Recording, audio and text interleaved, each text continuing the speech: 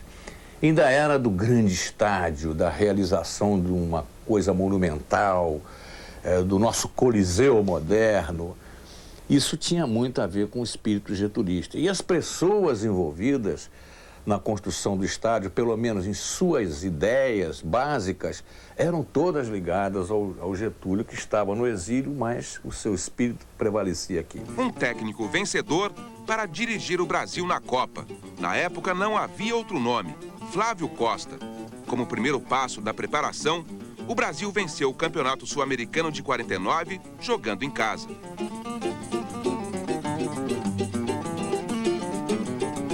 É que nós terminamos o Sul-Americano. Nós terminamos o Sul-Americano em 49, fomos, disputamos um campeonato carioca, fomos campeões invictos do campeonato carioca com o Vasco da Gama e logo em seguida partimos para a concentração para a Copa do Mundo, que foram mais ou menos 5 meses que nós ficamos concentrados. Flávio Costa era treinador do Vasco da Gama e levou para a seleção muitos jogadores do time carioca, chamado de o Expresso da Vitória. Era a maioria, porque era a base do Sul-Americano de 49. Nós éramos mais ou menos 12 jogadores do Vasco. Faziam parte da seleção. Dos 70 países que faziam parte da FIFA, 31 se inscreveram para as eliminatórias, mas muitos deles desistiram de disputar o Mundial.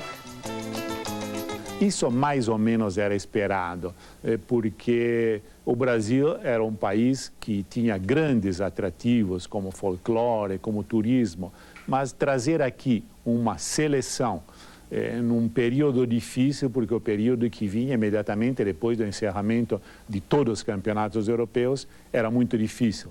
E ocorreram algumas desistências de última hora. A Escócia, por exemplo, que estava no grupo eliminatório da Inglaterra, disse que só vinha se ganhasse o campeonato interbritânico. Não ganhou e, embora tivesse o direito de vir, resolveu não vir ao Brasil. Felizmente, as seleções sul-americanas estavam todas as que tinham se classificado presentes, exceto a Argentina, que tinha aquele problema da fuga dos jogadores para a Colômbia, e acabou tendo um bom nível técnico essa Copa do Mundo. As desistências, incluindo as de última hora, fizeram com que apenas 13 países disputassem a Copa. A divisão de grupos foi a mais estranha de todos os tempos. 2 grupos com 4 seleções, um com 3 e outro com apenas 2. Mas antes que esses problemas acontecessem, e antes mesmo da própria Copa começar, o Maracanã já havia se tornado uma atração. Um dos programas da garotada era ir assistir à sua construção, pedra por pedra, o estádio aos poucos tomando forma, essa forma que ele tem hoje. E nós não custamos até um pouco a visualizar um estádio naquele imenso território que ficava ali no antigo Derby Clube. Então, para um garoto daquela geração, a Copa do Mundo era o Brasil, era a nossa própria história, a nossa própria identidade nacional. E por falar em identidade nacional, é claro que as obras do Maracanã atrasaram. Preocupada, a FIFA enviou ao Brasil um cartola italiano, o Torino Barassi, o mesmo que havia impedido que a pequena e valiosa taça Copa do Mundo caísse em mãos nazistas. Durante a guerra, ele a levou para uma fazenda de propriedade dele, a enterrou para que os alemães não a roubassem, como todas as peças de ouro que podiam existir. E ele realmente salvou. Infelizmente, depois roubaram, quando já era do Brasil, e fundiram. Foi realmente uma pena.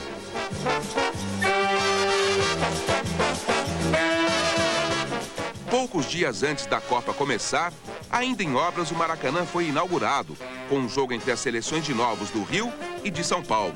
O primeiro gol marcado no novo estádio foi do jovem Didi, mas os paulistas ganharam por 3-1.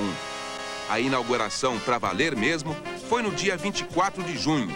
Mais de 100 mil pessoas viram o Brasil estrear na Copa contra o México.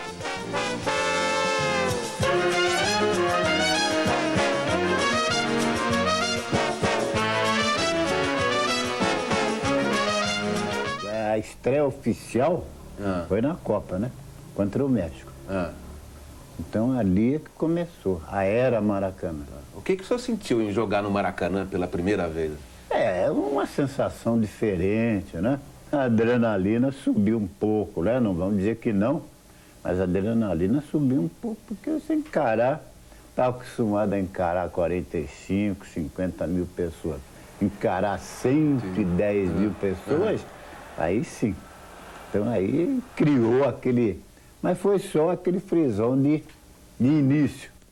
E os mexicanos do goleiro Carvajal não criaram problemas. Não criaram problemas, não.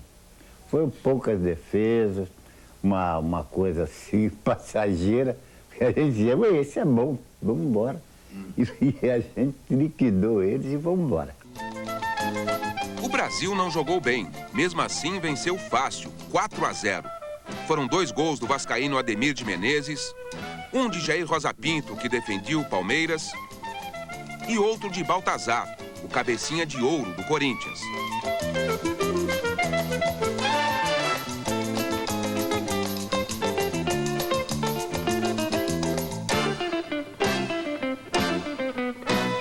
Mas aquela ainda não era a seleção brasileira, quer dizer, faltava muita coisa naquela seleção que estreou contra o México. Ganhou bem, de 4-0 e tal. Faltava por quê?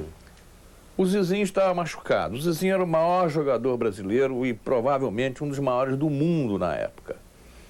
Era um jogador que, se você pode usar a palavra gênio para jogador de futebol, como a gente usa com tanta frequência para Pelé, Garrincha, etc e tal, eu acho que o Zizinho está nesse... E ele estava com um problema no joelho esquerdo. E não jogou nem contra o México, nem contra a Suíça. O Flávio Costa ainda é uma questão tática, que eu na época não tinha muita consciência dessas questões táticas. O Flávio Costa tinha um sistema de jogo que ele adotava no Vasco da Gama, que era o time que ele dirigia, que se chamava diagonal. Quer dizer, o que era diagonal? Era, na verdade, um WM torto. Pelas características do Ademir, que era meia, como se dizia na época, ponta de lança.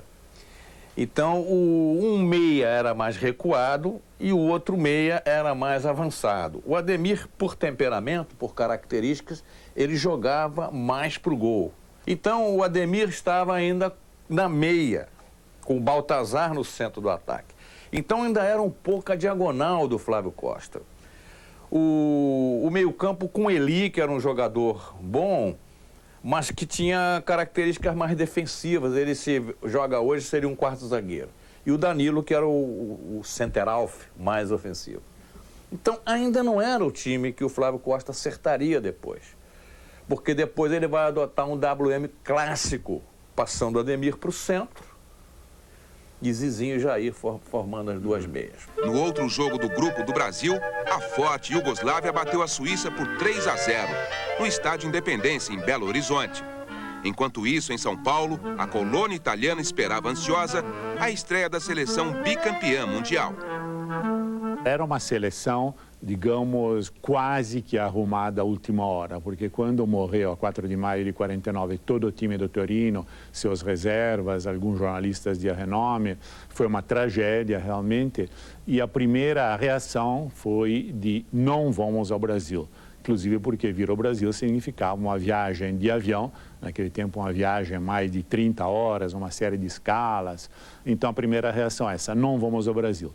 Depois, o então presidente da Federação Italiana e membro da FIFA, o Torino Barassi, chegou à conclusão que não, a Itália, como bicampeã mundial, tinha obrigação moral, não poderia apenas ele vir sozinho trazendo a estatuazinha da Coupe Jules Rimet, e então deveria participar. Ocorre que todo mundo se recusou a vir de avião, então vieram de navio. Então você, no fim do campeonato, praticamente parou tudo, essa longa viagem de navio, e o time chegou aqui sem pernas. O grupo da Itália tinha apenas mais 2 seleções, Suécia e Paraguai. Cláudio Karsug cobriu o Mundial como correspondente do jornal italiano Corriere dello Sport. Ele acompanhou todos os jogos realizados aqui no Pacaembu, a sede paulista da Copa. Mas é claro que o principal interesse de Cláudio Karsug era a esquadra azurra. Primeiro jogo estreia Pacaembu, Itália e Suécia.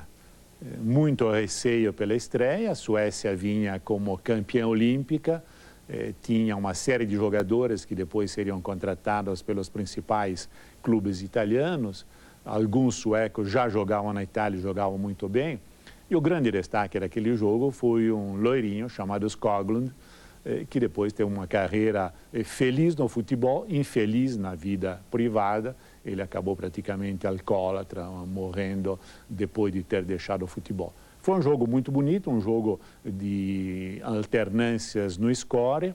A Itália abriu o score, depois virou 2-1, 3-2, e eu me lembro, no último minuto, naquele gol que era o gol naquele tempo da Concha Acústica, hoje o gol das Gerais, um chute de Carapellese na trave, teria sido 3-3, que eventualmente poderia ter classificado a Itália. A Itália perdeu da Suécia por 3-2, apesar do apoio de mais de 40 mil pessoas que foram ao Pacaembu. Quando entraram em campo novamente, desta vez para enfrentar o Paraguai, os italianos já estavam fora da Copa. Aí era um jogo já sem nenhum interesse, porque a Suécia já estava classificada, ela já tinha somado seus 3 pontos, empatando com o Paraguai. Era um jogo que só interessava o Paraguai. A Itália modificou bastante o time, uma série de substituições, entraram jogadores de nível técnico mais ou menos equivalente, mas em muito melhores condições físicas. A Itália ganhou por 2-0 e ficou apenas ao amargor de uma vitória absolutamente inútil, vitória que serviu só para fazer um retorno mais tranquilo.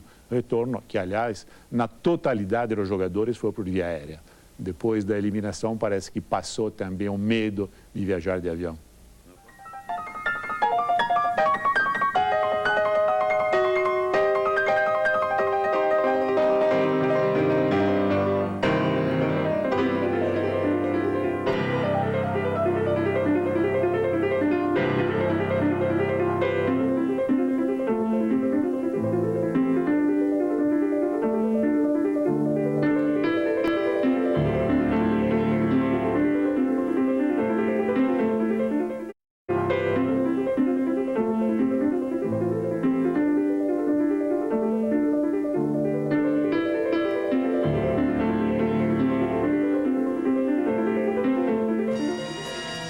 Em 1950, o sonho de grandeza do Brasil não se limitava à conquista da Copa ou à inauguração do maior estádio do mundo. Em São Paulo, a companhia cinematográfica Vera Cruz, que tentava ser uma espécie de Hollywood brasileira, lançava seu primeiro longa-metragem, Caissara, dirigido pelo italiano Adolfo Celli. Eliane Lage e Mário Sérgio eram os atores principais.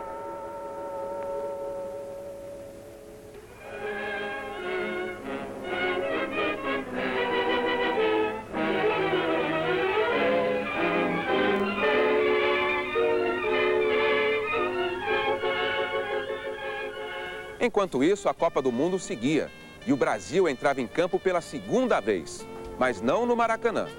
O jogo contra a Suíça foi aqui no Pacaembu, em São Paulo, no dia 28 de junho de 1950. Mais de 42 mil pessoas lotaram o estádio, mas os paulistas não estavam muito satisfeitos com o time de Flávio Costa. Aconteceu o seguinte, nessa época, e como até hoje, a política impera no futebol. A política impera no futebol. Então, o que acontece? Chegou em São Paulo, nessa altura, a imprensa paulista fazia pressão em cima de falecido Flávio Costa, que tinha que ter jogador paulista na seleção. O Flávio tinha dessas teimosias e tal. Ele arma em São Paulo uma seleção tipicamente para agradar a torcida paulista. Entra o Bauer, entra o Rui, entra o Noronha, não é? E Baltazar continua. Saiu o Danilo, que era a nossa espinha dorsal, você entendeu? E saiu o Bigode. Aí piorou mais ainda. Não pelo Bigode, que o Bigode não jogava mais do que o Noronha. Mas naquela época, o Rui não estava jogando o que o Danilo estava jogando. havia uma escalação do Flávio Costa, que era o técnico brasileiro, que não convencia muito aos torcedores paulistas. O Alfredo na ponta direita, havia aquele pedido de se ter o meio de campo do São Paulo, pelo menos Bairro e Rui, se não fosse Bairro, Rui e Noronha. Então, o público foi, mas foi com o pé atrás. Pacaembu lotado. Pacaembu lotado. Muita pressão em cima de vocês? Muita pressão em cima da gente. Em cima de mim não era tanto. Porque eu, na época, eu estava no São Paulo. E o jogo acabou mostrando que talvez o público tivesse tido razão em pedir um outro tipo de escalação, porque pela primeira vez o Brasil se encontrou frente a uma equipe que jogava no ferrolho. O Karl Rappan, técnico da Suíça, era praticamente o inventor dessa tática de um líbero lá atrás e atuar no contragolpe. E o Brasil era uma equipe construída para atacar, então deixava sempre largo espaço. O Brasil não jogou bem? Não, porque não acreditavam, porque diziam que os suíços só sabiam fazer relógio e não sabiam jogar bola. E aí acabaram se complicando. Mas não foi eles que complicaram, fomos nós que complicamos. Ficava só o Ademir e o Baltazar dentro da área. Quer dizer, para a Suíça foi muito bom, porque a Suíça só jogava retrancada. Então só o Baltazar só fez um gol de cabeça, mais nada. Baltazar, Baltazar. Baltazar, Baltazar. Me lembro uma frase do Baltazar nos vestiários depois do jogo contra a Suíça, que ele me dizia: olha, você não vê porque eu sou negro, mas eu recebi uma posição de pontapé, tô cheio de machucados. E realmente, diz o pessoal da defesa da Suíça, chegava bem junto, bem antes do Brandão fazer essa frase, né? O pessoal chegava junto mesmo. Com um gol de Baltazar e outro de Alfredo II, o Brasil fez 2-1 no primeiro tempo, mas permitiu o empate dos suíços quando faltavam 2 minutos para o jogo acabar.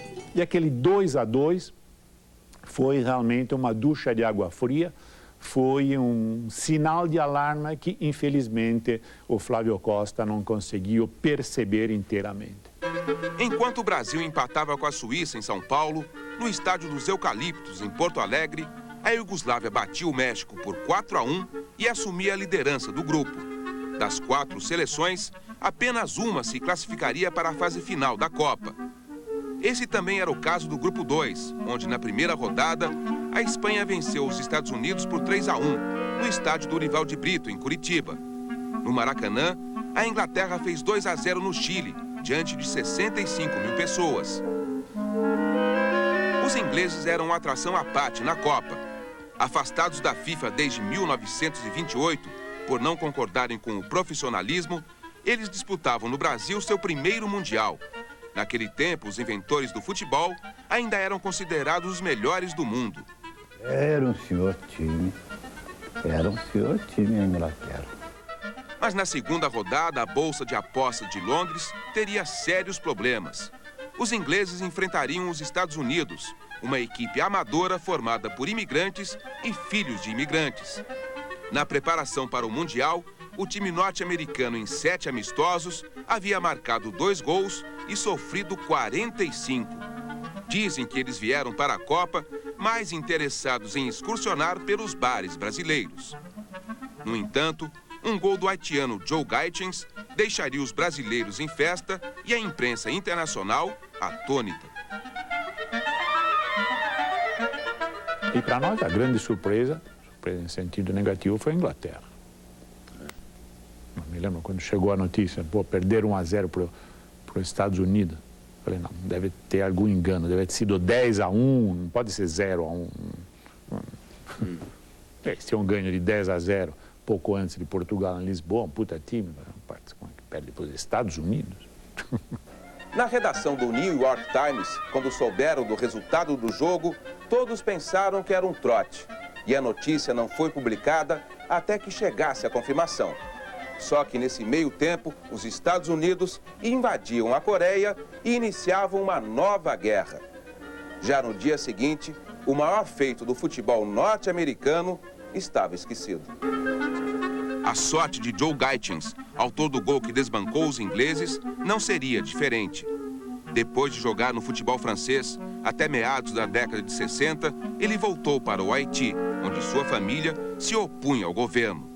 Preso pela polícia política do ditador Jean-Claude Duvalier, o Papa Doc, Joe Gaetjens foi assassinado na prisão. Mas enquanto os ingleses se complicavam com os Estados Unidos em Minas Gerais, os espanhóis faziam 2-0 nos chilenos. Na última rodada, em pleno Maracanã, a Espanha conquistaria a vaga para a fase final, batendo a Inglaterra por 1-0, gol do artilheiro Telmo Zarra.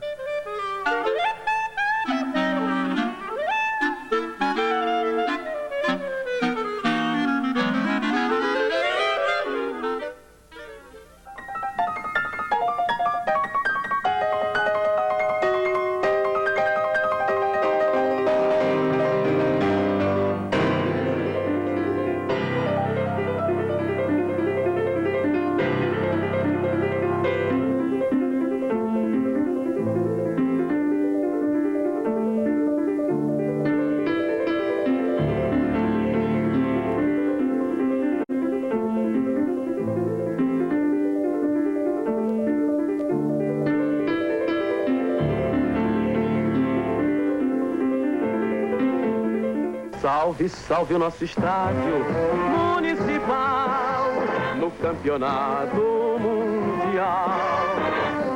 Salve a nossa bandeira verde, ouro e anil. Brasil, Brasil, Brasil, salve, salve o nosso. No dia 1º de julho, o Brasil jogava sua sorte contra a Iugoslávia no Maracanã. Finalmente, a seleção poderia contar com seu melhor jogador, Zizinho, que uns meses antes o Flamengo inexplicavelmente havia vendido para o Bangu, estava pronto para fazer sua estreia na Copa. Quando o Zizinho entra, esse time adquire o equilíbrio. Zizinho e Bauer, que foi outra peça muito importante, porque ele entra no lugar do Eli.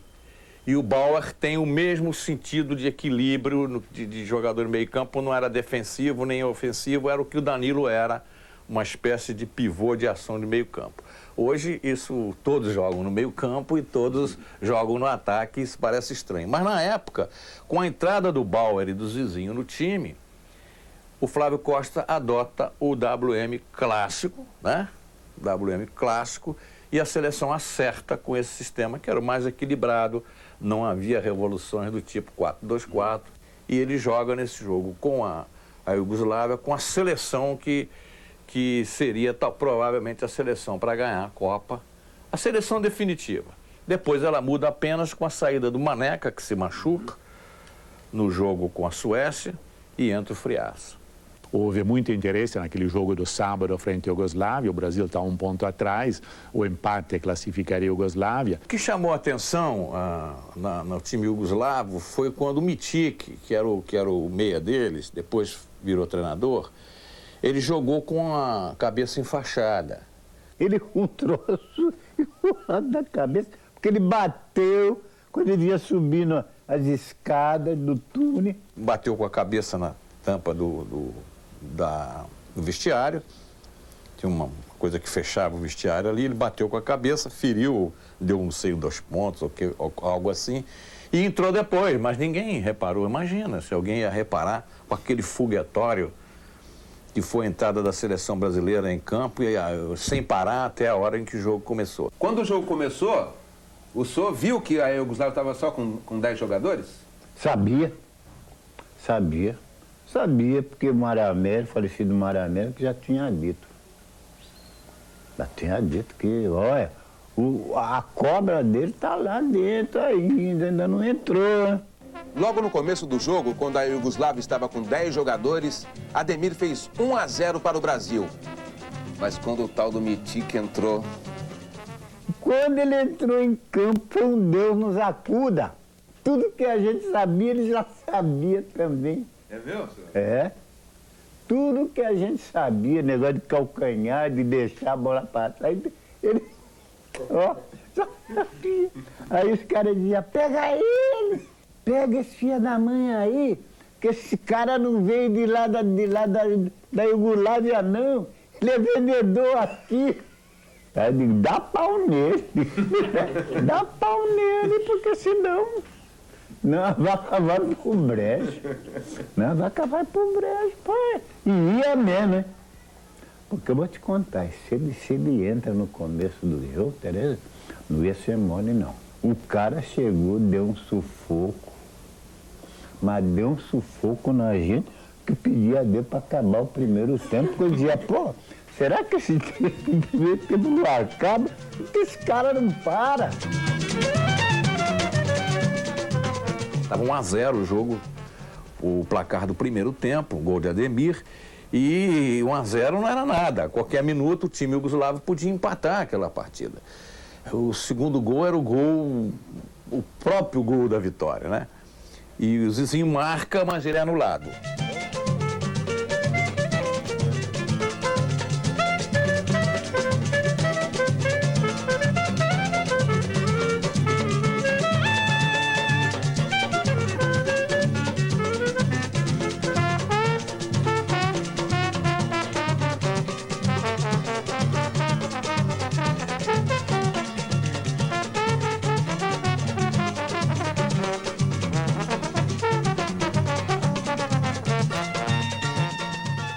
Só o juiz é que descobriu que não era gol e ficou. Mas aí, o segundo gol eu me lembro bem, foi um golaço do Zizinho, né? Que jogou com uma cocheira, um negócio aqui, uma joelheira. Ele jogou com a perna enfaixada nessa partida. Era a estreia dele na Copa, ele não tinha jogado antes porque estava machucado.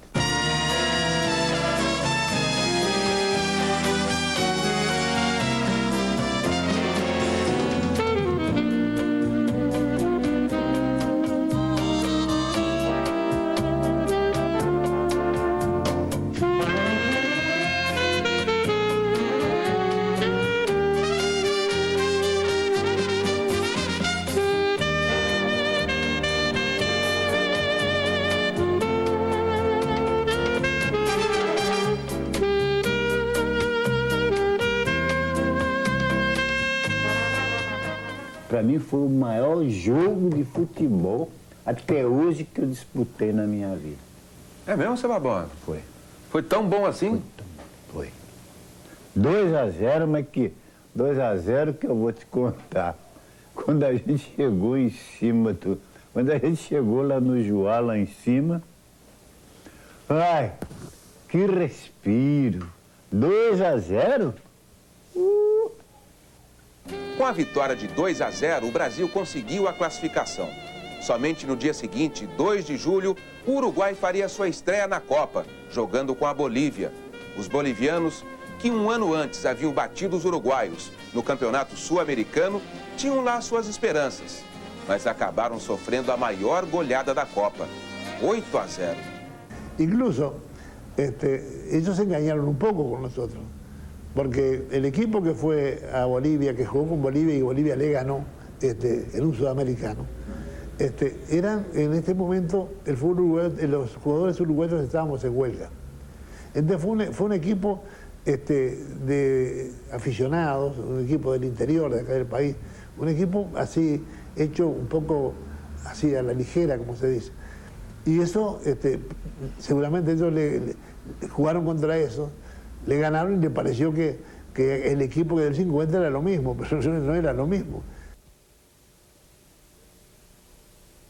Foi um partido fácil para o Uruguai? Sí, no, la primera media hora estaban duros. Estaban duros, sí. Y después que empezaron a meter goles, a la mierda, bajaron los brazos. Seguro, ya era una lluvia. Era un equipo que no tenía las condiciones para enfrentar, ¿no? Y entonces le hicimos 6, 8 goles, algo así, sí. Bueno, a Bolivia. Pero no tenía equipo, no tenía poderosidad. El hecho de empezar de esa manera también entusiasma y a uno lo lleva a agrandarse, como dicen los muchachos. En cierto modo, dijimos, estamos bien, estamos para luchar. Y bueno, la prueba está que después fuimos mejorando.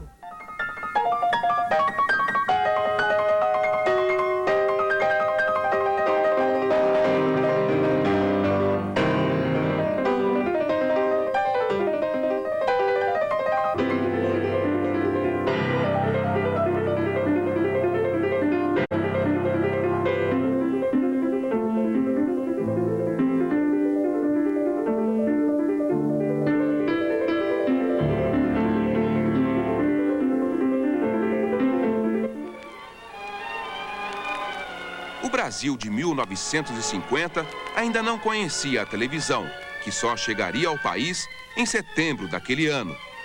Era a época das cantoras do rádio, das radionovelas, dos filmes da Atlântida e do Rei da Voz, Francisco Alves. Adeus, adeus, adeus, 5 letras que choram num soluço de dor. No dia 9 de julho, a Copa de 50 entrava em sua fase decisiva. Um quadrangular todos contra todos. O primeiro adversário do Brasil era a Suécia, medalha de ouro do futebol nas Olimpíadas de 48 em Londres. No jogo da Suécia, ainda a gente estava assim, meio, né? Porque apesar do 2-0 da Iugoslávia, os negros diziam, a Suécia, porque a Suécia era um futebol bonito, né? Bonito, mas vamos pegar firme nos caras, porque aí não tem nada de boniteza não, meu filho. O negócio é botar lá dentro e aí a gente partiu mesmo para cima deles. Liquidamos, logo no primeiro tempo liquidamos, né? Porque os vizinhos Jair e Ademir se entrosaram. E o Bal e o Danilo também se entrosaram no meio de campo, aí endereitou a coisa. Foi um pedaço bom. Uhum. Aí, os gols saindo fáceis? Assim. Fácil.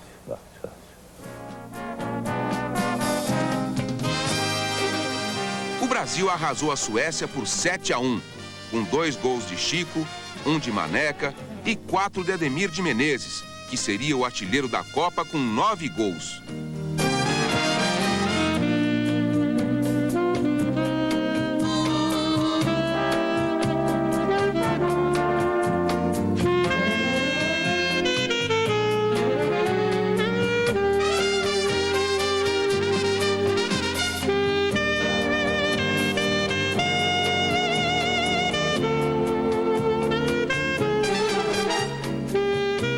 No mesmo dia em que o Brasil demoliu a Suécia no Maracanã, em São Paulo o Uruguai penou para arrancar o empate da Espanha.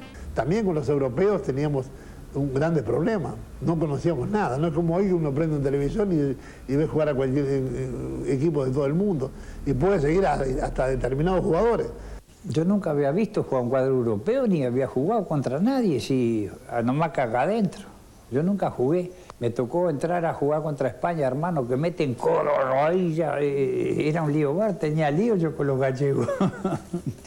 Meten codo, rodillas, yo no estaba acostumbrado a eso. Yo que digo, ese fútbol americano, veo que se le tiran arriba. Y fue un partido muy disputado, muy duro. Sí, fue muy duro. Hizo un gol Odulio Varela. Sí, fuera de área penal, unos 15, 18, 20 metros, más o menos. Pero este Odulio acostumbrava a adelantar-se. O gol do capitão Obdúlio Varela, quase no final, empatou o jogo em 2-2.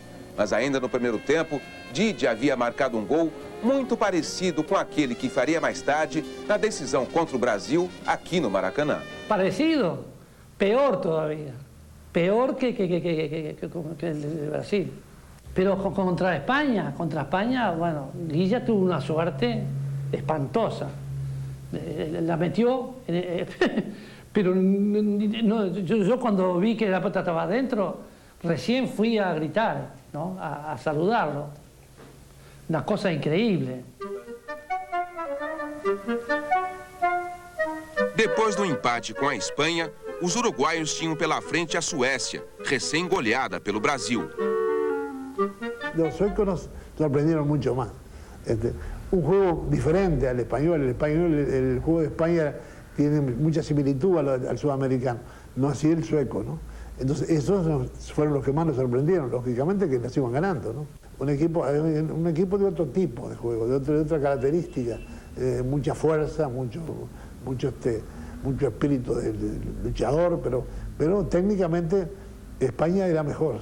Y contra Suecia fue bastante parejo, bastante parejo, bastante bien jugado. Sí, faltaban 15 minutos y íbamos perdiendo 2-1. Después sí los arrinconamos y no pudieron salir más y le ganamos, pero a gata. Estaban muertos ellos, para mí que no sé qué. Brasil los había estragado todos, sí, que no, estaban mal.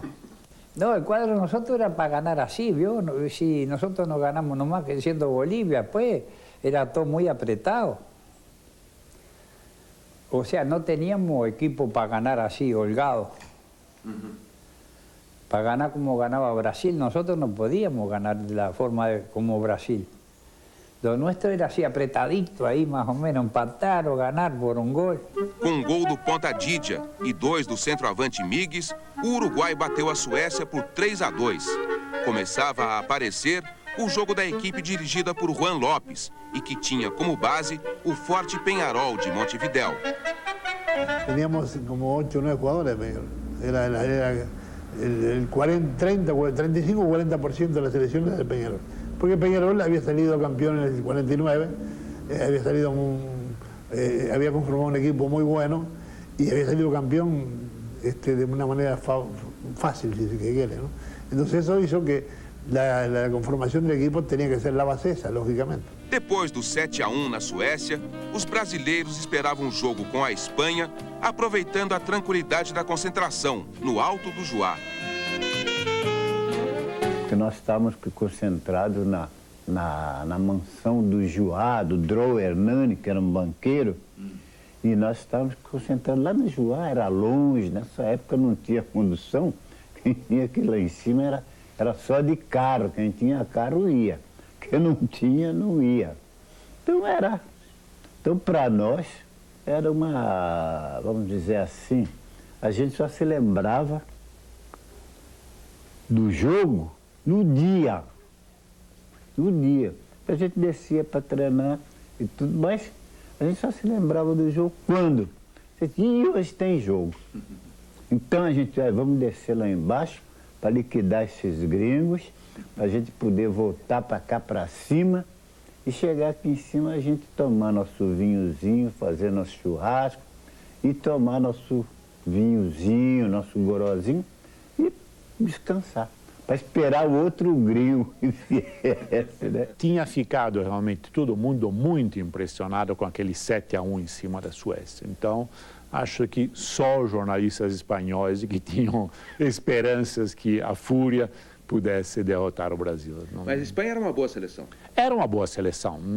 Claro, como todas as seleções europeias, ainda vinha com uma série de problemas da guerra. Era ainda uma geração que tinha sofrido bastante. Aí veio a Fúria. A Fúria todo mundo ia. E a Espanha tinha pelo quem? A Espanha tinha tirado a Inglaterra. Aí a gente ficou naquela dúvida, né? Vamos ver se o bicho se o touro é brabo mesmo. Aí partimos. Bom, aí a gente já foi mais ou menos decidido, sabendo que o negócio era brabo, então a gente já foi para por tudo ou nada. E aí partimos, pum. Primeiro tempo 3-0, segundo tempo 6-1, e olha lá. Com 2 gols de Ademir, 2 de Chico, 1 de Jair e 1 de Zizinho, o Brasil passou pela Fúria Espanhola por 6-1. Dizem os mais velhos que foi nesse jogo que a torcida criou o hoje tradicional grito de olé. O certo é que durante quase toda a partida, o público cantou em coro um antigo sucesso do carnaval, Touradas em Madrid, de Braguinha.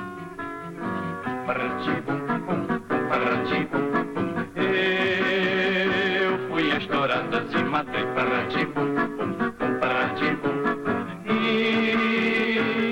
e não volto mais aqui pra Peperi.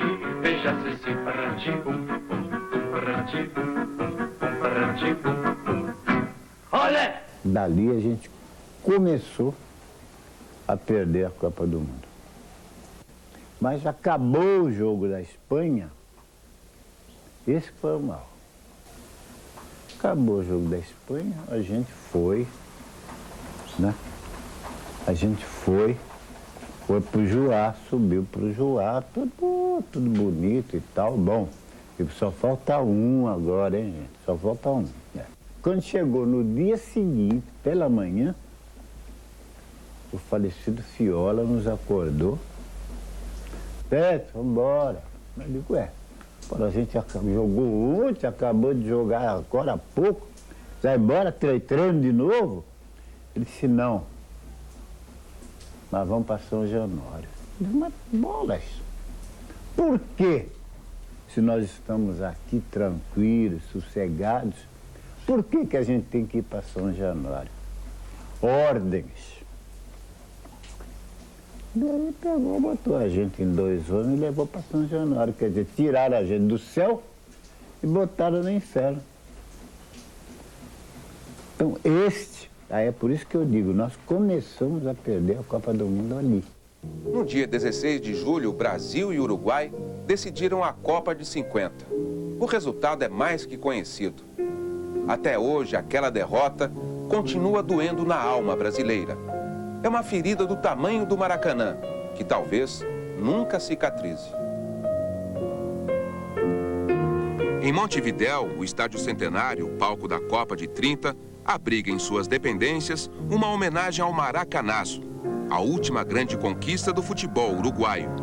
Entre tantas fotos e objetos de época, é impossível não notar uma irônica recordação. Um exemplar do Diário do Rio, que, como vários jornais brasileiros, cantou antecipadamente uma vitória que jamais existiu. A resposta está do lado de fora, quase em frente ao Estádio Centenário, na pequena Praça Maracanã, onde um monumento, pelos tempos afora, ergue para os céus esta certeza de pedra. O Brasil nunca mais ganhará a Copa de 50.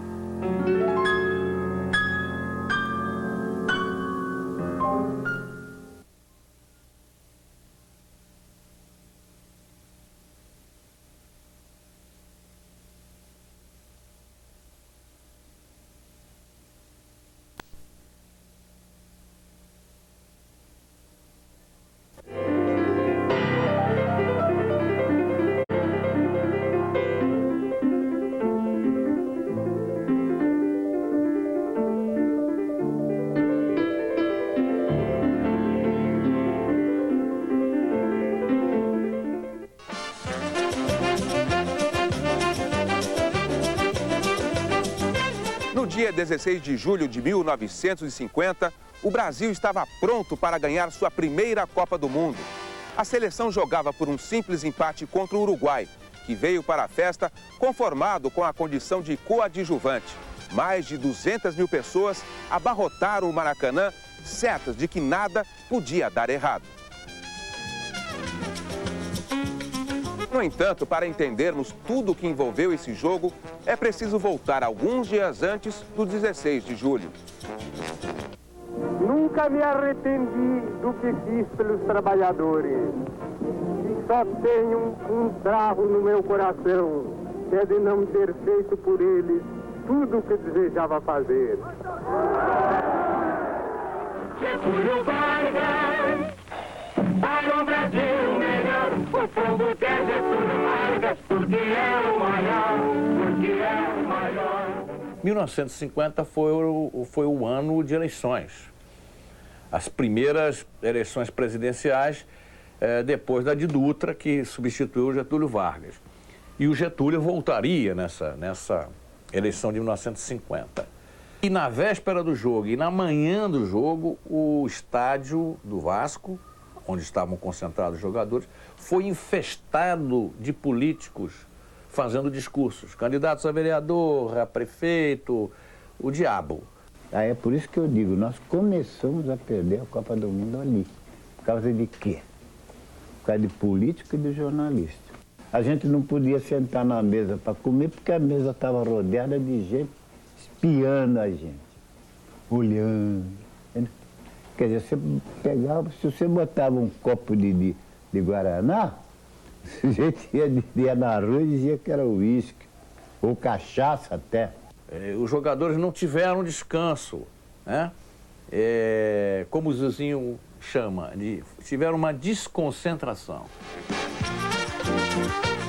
Enquanto a badalação começava a ultrapassar os limites do lado brasileiro, os uruguaios também tinham lá seus problemas. Durante el campeonato no habíamos logrado a la gente, al público, a los periodistas, a los entendedores de que Uruguay podía ser campeón. Brasil sí, porque tenía otro juego. Toca rápido, va de un lado a otro la pelota y se desmarca. El fútbol uruguayo no, más lento. El brasilero es ligero, rápido. El uruguayo es una carreta. Brasil perdió el campeonato por muchas cosas. Primero, porque nosotros pudimos conocer al equipo, como le dije anteriormente. En Brasil, 2 meses y medio antes íbamos a jugar la Copa Río Branco.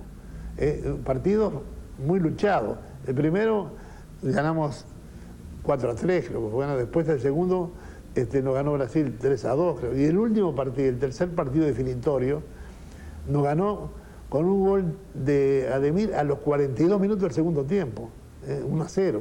Quiere decir que era un equipo que lo teníamos calibrado, lo conocíamos. Si Uruguay no hubiese jugado la Copa Río Branco, no era campeón del mundo. Apesar da vitória uruguaia sobre o Brasil, poucos meses antes da Copa, ninguém acreditava que isso pudesse se repetir. O que se pensava é que talvez, pela rivalidade sul-americana, o Uruguai teria possibilidades maiores de levar o jogo para o plano físico, para o plano da disputa atlética. Isso poderia incomodar um pouco o esquema de jogo do Brasil e o Uruguai poderia perder de menos, mas sempre a ideia era de um 3-1, 4-1, os mais otimistas, assim, mas que pudesse ganhar do Brasil no Maracanã era absolutamente fora de qualquer cogitação. No a mí, sino a Miguel le dijeron que si perdía por 3 goles, 4-1, 4-2, que estaba bien. Dice que no fueran a hacer como a España, que 6 o 7 goles. Eso era el pensamiento de los dirigentes acá. Estaban convencidos que Brasil nos goleaba. Los únicos que creíamos eran nosotros, que creíamos en nosotros. Quando chegou o 16 de julho, os problemas do Brasil aumentaram e até o almoço dos jogadores ficou comprometido. Porque você sentava na mesa, lá em São Januário, você sentava na mesa para comer. Daqui a pouco, levanta porque tem seu fulano que é candidato a presidente da República. É muito bem, levante seu fulano, porque eu vou dar isso, vou dar aquele outro, papapá. Aquela porção de conversa mole. Aí você senta de novo, aí quando você vai começar a tentar comer, levanta que seu fulano é candidato a governador do estado. Papagaio. Depois assim o Flávio chegou a um ponto que ele disse, olha, acabou.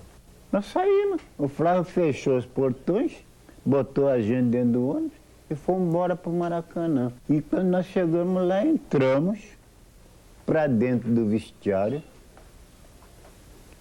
tinha umas colchonetes, a gente deitou ali nas colchonetes, depois veio um cara e trouxe sanduíche de presunto e queijo e uma garrafa de água mineral. Foi isso que a gente almoçou.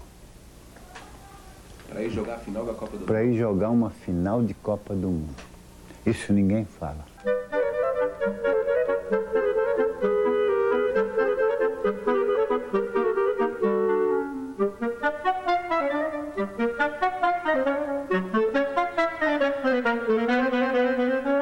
Prefeito da cidade, general, depois marechal Ângelo Mendes de Moraes, ele fez 2 ou 3 discursos, inclusive no dia do jogo, na hora do jogo. E ele disse, eu construí o estádio, agora me deem o título. E aí? Isso num discurso pelos alto-falantes? É pelos alto-falantes do estádio. Eu dei, vocês queriam um estádio, eu dei o estádio, agora eu quero o título. Porque seguro le damos una responsabilidad, el jugador es un ser humano, tiene que sentir el que lo hagan responsable de una cosa antes de jugar. Como que ya tiene la obligación de ganar, todos van a ganar, pero que tenga una obligación 100% es otra cosa, ¿no? Nós acreditávamos que o nosso futebol era o nosso país, ou que o nosso país era o nosso futebol. Quer dizer, que o Brasil estava em campo naquela tarde, não um time de futebol. Ainda de vez em quando se pensa assim, em Copas mais recentes e tal. Mas naquela época não era de vez em quando, era em todos os momentos, em todas as horas, todo mundo achava que era o Brasil que estava sendo julgado naqueles 90 minutos de jogo. O Rio de Janeiro tinha 2 milhões de habitantes na época. E o jogo final foi assistido, calcula-se, por mais de 200 mil pessoas. Então, 10% da população do Rio de Janeiro estava dentro do estádio. Quem pensa que todo o Brasil parou para acompanhar a final da Copa, se enganou. No mesmo horário, haviam jogos de campeonatos regionais pelo país afora. Em Lins, no interior de São Paulo, o jovem locutor Fiore Gilhote narrava um jogo pensando em outro. Naquele mesmo horário, naquele mesmo dia, eu estava transmitindo um jogo de muita rivalidade entre o Linense e o Noroeste de Bauru. Eu irradiava o Linense e o Noroeste, mas pensando no jogo do Maracanã. Eu rodeado ali de dezenas e dezenas de pessoas, entendeu? E vejo mesmo, deveria estar ligado na minha transmissão. Mas aqui nada, estava todo mundo no rádio ali, na nossa audiência ali foi 0. Quem queria ouvir jogo entre o Linense e o Noroeste de Bauru se o Brasil estava decidindo no mesmo horário uma Copa do Mundo? Eu me convencia disso. E acredito que naquele dia eu irradiei só para minha casa, só para minha mãe, só para minha família. Gostou? Depois tem mais.